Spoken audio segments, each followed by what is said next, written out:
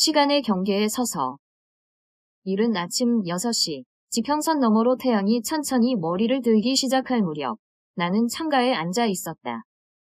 유리창에 맺힌 이슬 한 방울이 햇살을 반사해 빛의 실루엣을 만들고 있었다. 그 빛은 마치 끊긴 실처럼 잠시 멈추었다가 다시 움직였고, 나는 그 움직임을 시간이라고 불렀다. 그리고 순간적으로 의심했다. 혹시 시간이란 건 정말 존재하는 것인가? 어린 시절, 나는 이 질문을 하루에도 수십 번 되뇌었다.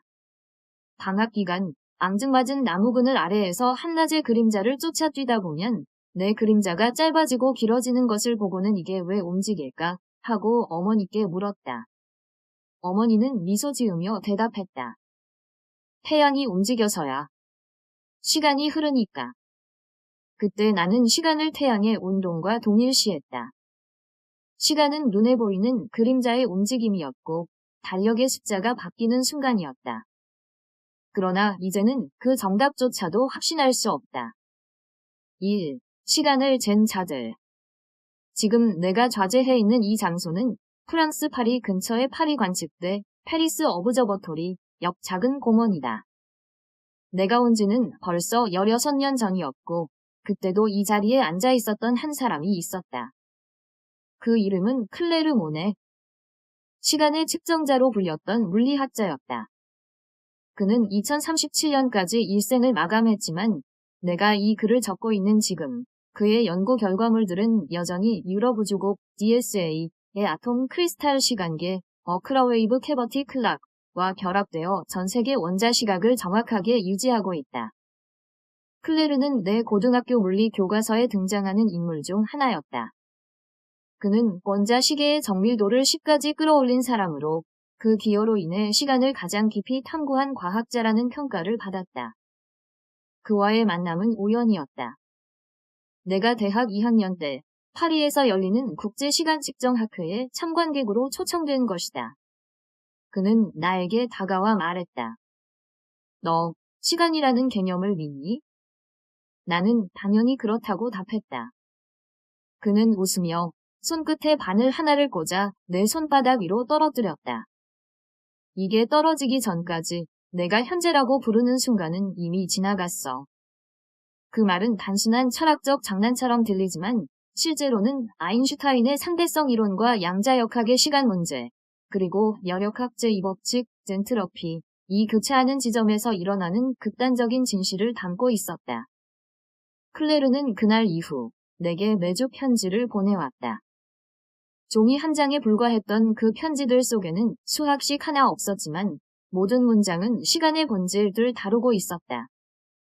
우리는 시간을 흘러간다고 말하지만 실제로는 시간이 흐르는 것이 아니라 우주가 확장하고 정보가 증가하며 우리가 그 변화를 순서로 해석하는 것이다.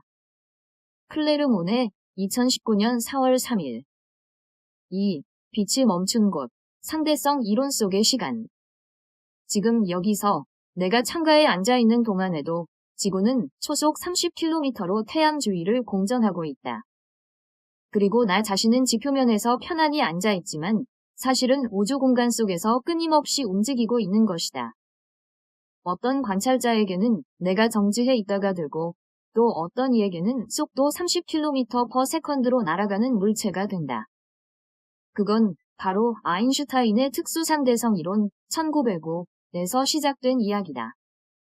사실 시간은 절대적이라기보다는 관찰자의 운동 상태에 따라 달라지는 상대적인 개념이다. 이 사실을 처음 깨달았던 건 내가 고등학교 2학년 때였다. 우리 과학 동아리는 지구 위에서의 시간과 우주선 속 시간의 차이를 시뮬레이션하는 프로젝트를 진행했다. 나는 파이썬으로 코드를 짜면서 90% 광속으로 움직이는 우주선 안에 있는 관찰자와 지구에 머문 관찰자의 시공간 좌표를 구했다. 그리고 내가 계산한 결과 시간 지연, 타임 다일레이션이 확실히 나타났다. 우주선 속에서 1년을 보낸 사람이 지구에서는 2.3년이 흐른 것이다. 이때의 충격은 말로 표현할 수 없었다. 나가 떠난 후 내 친구는 여전히 그 자리에 남아 있었다. 그 친구와 나는 같은 순간을 공유하고 있었지만 시간의 흐름 속에서는 이미 멀리 떨어져 있었다. 이제는 그 상황조차도 더 이상 지상한 것이 아니다. GPS 위성은 매일 38마이크로초의 시간 고정을 해야 한다. 지구 중력장 안에 있는 우리와 지상에서 2만 km 위를 돌고 있는 위성은 서로 중력에 의한 시간 지연, 그래버테이셔널 타임 다일레이션 때문에 시계가 다르게 흐른다. 이것은 단순히 기기 보정이 아니다. 이는 시간 그 자체가 다름이라는 증거다. 하지만 아직 한 가지 묻지 않을 수 없다. 그렇다면 시간의 흐름 자체는 과연 실제한가? 3. 블랙홀 옆에서 머문 자. 클레르 모네는 마지막 논문에서 이런 문장을 썼다. 시간은 존재하지 않는다. 그러나 우리는 그 부재 속에서 시간을 느낀다. 그 말은 케빈 보러지, 카오로 로벌리, 의 로프 양자중력 이론과 연결된다. 보러지는 2015년에 발표한 논문 시간의 사라짐, 더 오어더 오브 타임에서 이렇게 주장했다. 우리가 시간이라고 부르는 것은 단지 우리 뇌가 정보를 순차적으로 정렬하는 방식일 뿐이다. 근본적인 실체로서의 시간은 존재하지 않는다. 이 말을 이해하려면 먼저 우주가 순서 없음으로 가득 차 있다는 사실을 받아들여야 한다. 양자역학적으로 볼 때 우주에는 현재라는 개념이 존재하지 않는다. 모든 사건은 빛의 타원 안에서만 서로 영향을 줄 수 있는 연관성, 코럴레이션으로 연결되어 있다. 즉, 나는 지금 이 글을 적고 있지만 지금이라는 순간이 지구에서 100억 광년 떨어진 어떤 은하에서 누군가가 지금이라고 느끼는 순간과는 아무런 관계도 없다. 그 사건들은 서로를 가로막는 사건의 수직, 코젤 디스커넥션 속에 존재한다. 이것은 마치 내가 펼친 종이 위에 적힌 문장들이 모두 동시에 존재하지만 내 눈은 순서대로 읽을 수밖에 없는 것과 같다. 내 뇌는 과거를 기억하고 미래를 예측하며 현재라는 가상의 점을 찍어 시간의 흐름을 만들어낸다. 4. 끊긴 시계. 내가 파리에서 보낸 마지막 날은 클레르 모네가 병원에 입원한 날이었다. 그는 말도 없이 내가 찾아온 것을 보자 병실 창문을 향해 손을 들었다. 밖에는 빛이 부서진 채로 멈춰 있었다.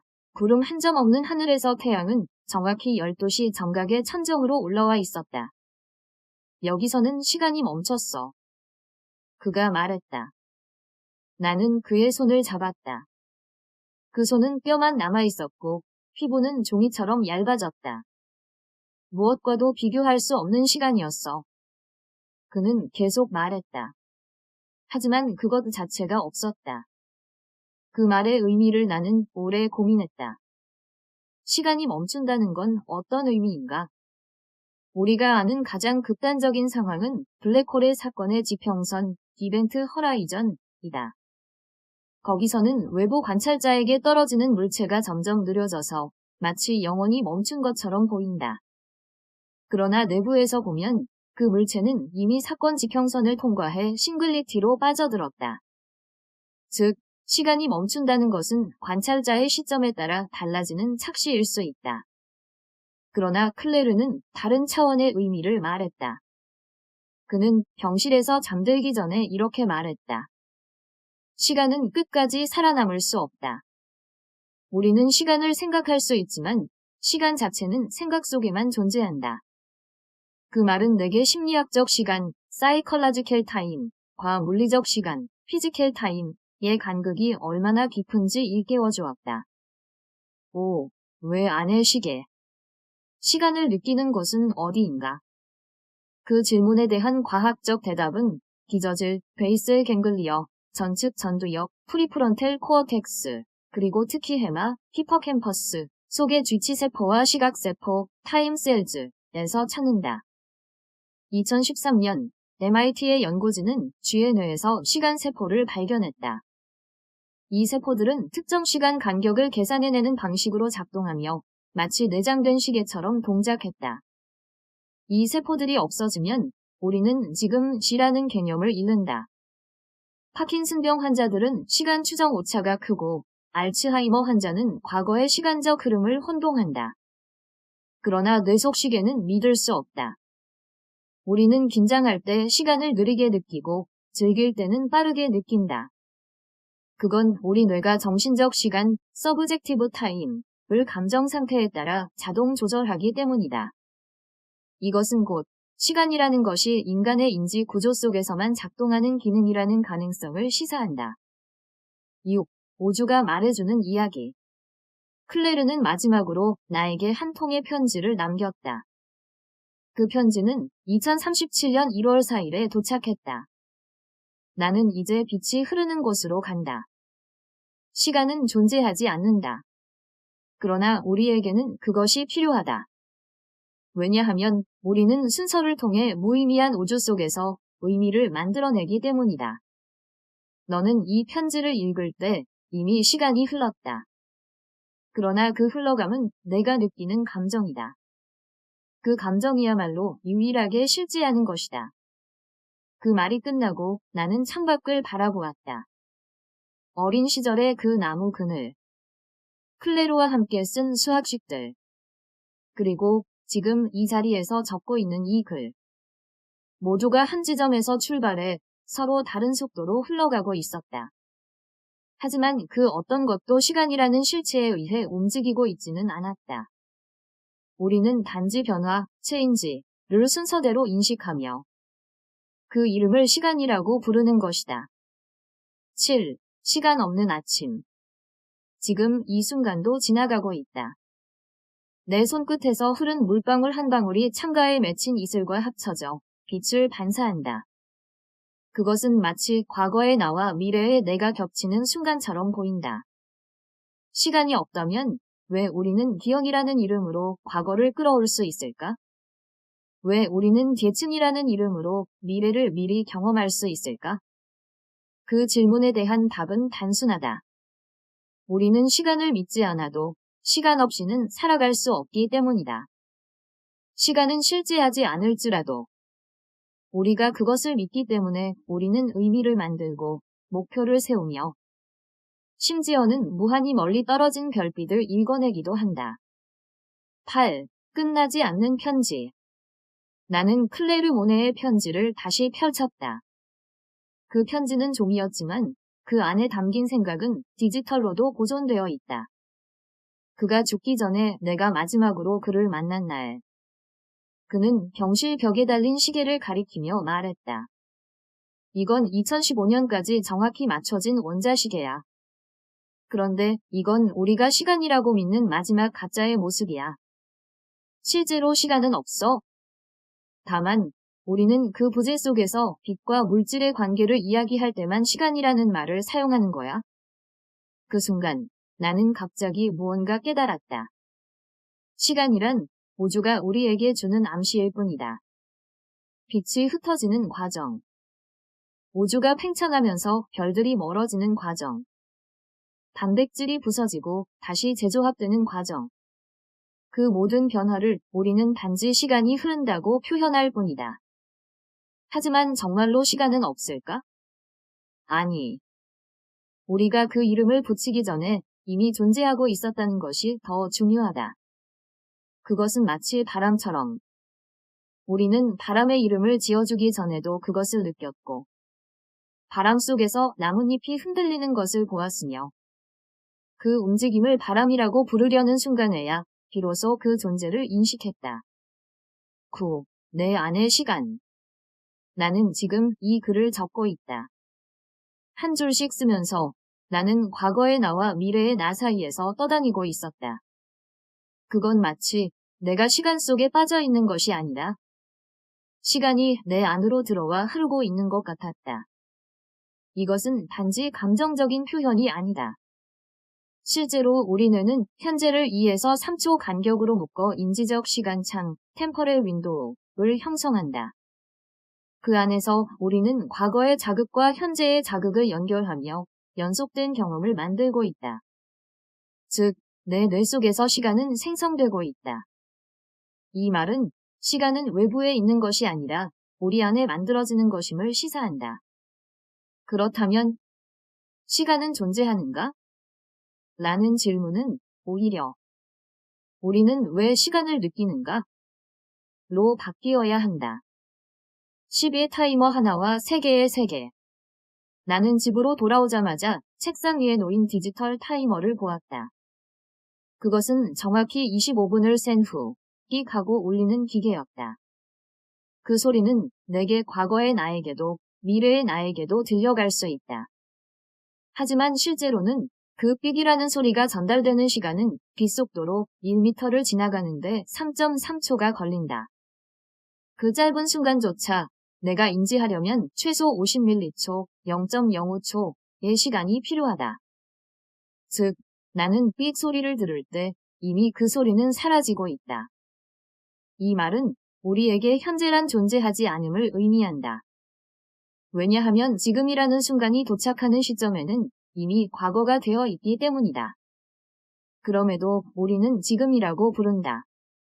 그건 우리가 시간을 직관적으로, 감정적으로 느끼고 있기 때문이며 그 감각이 바로 인간의 본질이다. 11. 우주가 잠들기 전에 클레르는 마지막 문장에서 이렇게 말했다. 시간은 존재하지 않는다. 그러나 그 부재 속에서 우리는 빛을 보고 별을 기다리며 사랑할 수 있었다. 이 문장을 읽고 나는 한 가지 상상을 했다. 우주가 마지막 진공 에너지까지 소모하고 모든 별이 꺼진 후의 시간. 그때는 더 이상 변화가 없으며 어떤 관찰자도 존재하지 않는다. 그러나 그 변화 없는 상태 자체가 바로 시간의 끝을 의미하는가? 아니. 물리학자는 말한다. 변화가 없으면 시간도 무의미해진다. 즉, 시간은 변화와 함께 존재한다. 그러나 만약 모든 것이 정지한다면 하늘은 더 이상 변하지 않고 단백질은 더 이상 변형되지 않고 이유 없는 평행우주 속에서 단 한 사람도 살아있지 않다면 시간이라는 이름조차 사라져버릴 것이다. 그렇게 생각하면 시간은 단지 관찰자의 필요가 만들어낸 개념일 수 있다. 하지만 그 필요는 너무나도 깊고 강렬하며 인간의 존재 자체와 동일시된다. 12. 내 손끝에 맺힌 이슬.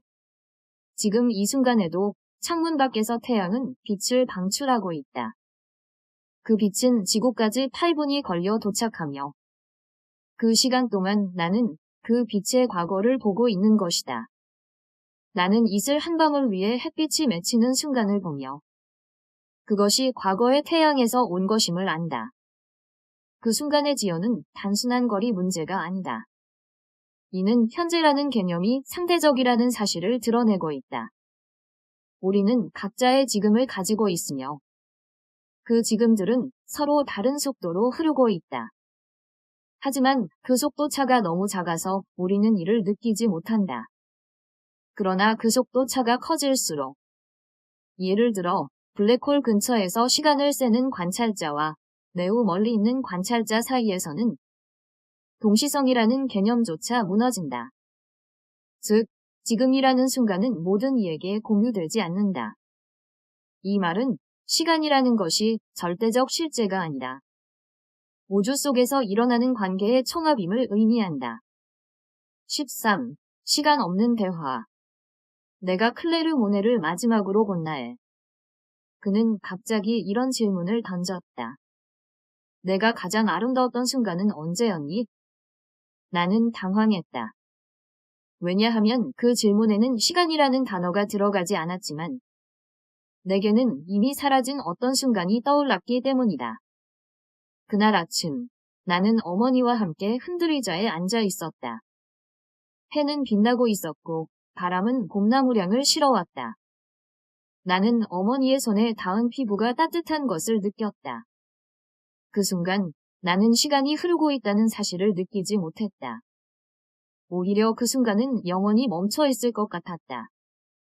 하지만 지금 이 글을 쓰며 그날의 감각을 떠올리면 내 안에 있던 시간이 흘러가고 있다는 것을 느낀다. 즉, 시간은 외부에 있는 것이 아니라 우리 내면에서 일어나는 감정과 기억의 조합으로 존재한다. 14. 마지막 시계. 나는 지금 이 글을 쓰면서 클레르 모네가 남긴 마지막 시계를 떠올린다. 그것은 전원이 꺼진 상태였지만 그 안에 담긴 원자 진동수 데이터는 여전히 살아 있었다. 그 데이터는 2037년의 시간을 계산하며 지금이라는 가상의 점을 찍고 있었다. 하지만 그 지금은 누구에게도 속하지 않았다. 단지 한 물리학자가 떠나기 전에 남긴 마지막 기록이었다. 그 순간 나는 깨달았다. 시간은 존재하지 않는다. 그러나 우리는 그것을 느낀다. 왜냐하면 우리는 변화를 인식하고 순서를 부여하며 과거를 기억하고 미래를 예측해야 하기 때문이다. 15. 시간을 나누는 자. 내가 이 글을 쓰고 있는 지금. 전 세계 어디선가는 누군가가 블랙홀 근처에서 시간을 세고 있을 것이다. 그곳에서는 내가 쓴 마지막 문장이 도달하기 전에 그들이 이미 수십 년을 보냈을지도 모른다. 혹은 우주 끝자락의 어떤 은하에서는 아주 작은 양자의 흔들림 하나가 지금이라는 순간을 재구성하고 있을 것이다. 이 모든 상황에서 시간이라는 이름이 공유되지 않더라도 우리는 여전히 같은 질문을 던진다. 시간은 존재하는가? 그리고 이 질문 자체가 우리가 시간 속에 머물러 있다는 증거일지도 모른다. 16. 끊긴 명상. 나는 창가에서 일어났다. 이유는 없다. 단지 내가 일어난 순간을 느끼고 싶었기 때문이다. 손을 들어 창문에 닿은 이슬을 향해 손끝을 뻗었다. 그 물방울은 내 피부 온도를 느끼자마자 녹아내렸다. 그 변화는 마이크로세컨즈즈, 마이크로초 단위로 일어났지만 나의 뇌는 그 사이에 20개의 사건을 연결하며 연속된 움직임으로 만들어냈다. 이것은 시간의 본질이다. 우리는 연속성을 착각하고 순서를 믿으며 변화 속에서 의미를 찾는다. 그리고 그 과정 자체가 우리가 시간을 느끼는 유일한 방식이다. 17. 빛이 흐른 후. 지금 이 순간에도 태양은 수십억 개의 양성자 반응을 통해 질량을 에너지로 바꾸고 있다. 그 에너지는 지구에 도달하기까지 8분을 필요로 하며 그 시간 동안 나는 그 빛의 과거를 보고 있다. 이 말은 우리는 늘 과거를 보고 있다는 것이다. 심지어 이 글을 읽는 너조차도 나가 쓴 마지막 문장이 도달하는 시점에 이미 과거로 산다. 현재라는 개념은 오직 한 지점에서만 의미를 갖는다. 그곳은 바로 지금이라고 느끼는 순간의 중심이다. 그 중심에서 시간은 흐르고 기억은 쌓이고 우리는 스스로의 이름을 현재라고 부른다. 18. 시간 없는 유년기. 나는 어린 시절 매일 밤 창문 옆에서 별을 바라보곤 했다. 그리고 별빛이 몇백만 년 전의 것이라는 말을 듣고는 그럼 지금 보는 별은 이미 죽었을 수도 있니? 하고 물었다. 어머니는 대답 대신 손을 잡아주었다. 그 순간의 따뜻함이 내게 시간을 느끼게 해준 것이다. 사실 별빛이 도달하는 시간은 단지 거리의 결과일 뿐이다. 하지만 그 시간을 통해 나는 지금이라는 순간의 소중함을 처음으로 알았다. 즉, 시간은 외부의 법칙이 아니라 우리가 내면에 만든 감정의 구조였다. 19. 끊어진 후의 대화. 나는 클레르 모네의 편지를 다시 읽으며 그의 마지막 말을 떠올렸다. 시간은 존재하지 않는다. 그리고 나는 이 소설의 마지막 문장으로 그를 대신할 수 없다는 것을 느꼈다. 이제 나는 클레르가 없어진 후에도 내 안에 있는 시간 속에서 그와 계속 대화하고 있다. 그 대화는 과학의 언어로 시작하여 점차 감정과 기억으로 바뀌었고 결국에는 이름 없는 무언가가 되었다. 20빛이 흐르는 곳. 지금 이 순간에도 태양은 빛을 내고 있다. 그 빛은 나에게 도착할 때까지 8분을 소비한다. 그리고 그 시간 동안 나는 이미 지나간 빛을 보고 있다. 하지만 나는 이 문장에서 내가 현재라고 부르는 순간을 느끼고 있다. 이 말은 시간은 존재하지 않는다. 그러나 나는 그것을 믿는다. 왜냐하면 내 안에 있는 기억과 감정, 그리고 내가 쓰고 있는 이 문장들이 함께 만들어내는 무언가가 시간이라는 이름으로 불려지기 전에도 이미 존재하고 있었기 때문이다. 20일. 시간 없는 아침. 끝없이. 이제는 아침 햇살이 내 방 안으로 들어와 있었다. 창문을 열면 바람 속에 설탕과 같은 향기가 배어 있다. 그 향기는 어머니가 만든 팬케이크의 냄새였다. 지난 20년 전의 기억 속에서 나온 것이다. 나는 창문을 열고 그 바람을 맞았다. 그 순간 나는 지금 지라는 이름으로 불리는 점에서 과거와 미래가 겹치는 것을 느꼈다. 시간은 존재하지 않는다. 그러나 나는 그것을 믿는다. 왜냐하면 이 세상에 존재하지 않는 것들조차도 우리의 마음속에서는 너무나도 진실하게 살아있기 때문이다. 시간은 존재하는가? 아니요. 시간은 물리학적으로 실체로는 존재하지 않습니다. 그러나 우리는 그 부재를 존재라고 느낍니다. 왜냐하면 우리는 변화 속에서 의미를 찾고 순서 속에서 구조를 만들며 시간이라는 이름을 붙이기 전에도 이미 시간 속에 살고 있었기 때문입니다. 부록, 과학자들이 말하는 시간의 진실. 아인슈타인. 과거, 현재, 미래란 것은 단지 유령일 뿐이다. 스티븐 호킹. 우주는 시작이 없으며 끝도 없다. 다만 우리는 그 중간을 시간이라고 부를 뿐이다. 카를로 로벨리. 우리는 시간 속에 살지 않는다. 시간은 우리 안에서 탄생한다. 클레르 모네. 시간이 없다면 왜 우리는 지금을 아끼는가? 마지막 문장. 창문 밖. 나무 한 그루가 바람에 흔들리고 있었다.